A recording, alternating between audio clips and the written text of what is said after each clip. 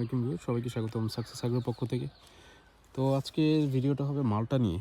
তো মালটা গাছে ফুল চলে আসছে। আজকে হলো জানুয়ারির ফেব্রুয়ারির আছে কত, মেবি 25-26 তারিখ মেবি।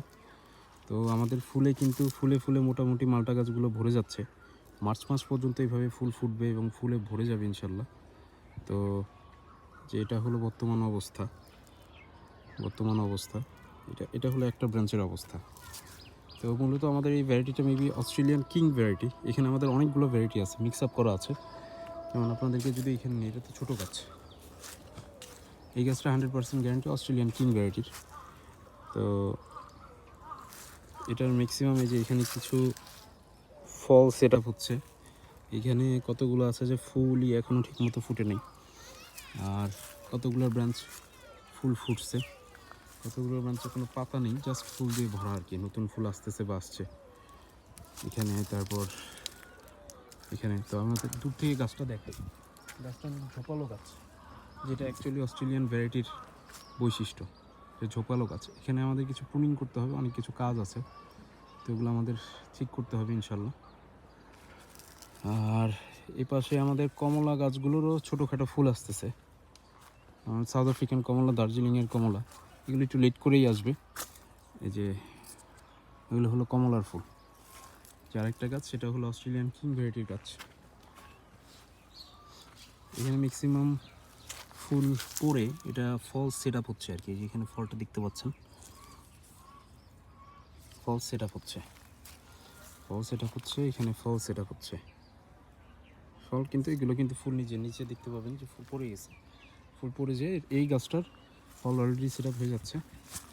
আর এই পাশে এটা একটা গাছ, এটার এখন দুইটা ফেজেই আছে। ফুল ধরা অবস্থায় আছে এবং ফল সেট আপ হওয়ার পজিশনে আছে। এই যে এগুলো কিন্তু আপনার বলতে, এগুলোই কিন্তু আমাদের মালটা। এগুলো যদি টিকে যায়, এগুলোই হবে আমাদের পরবর্তীতে মালটা।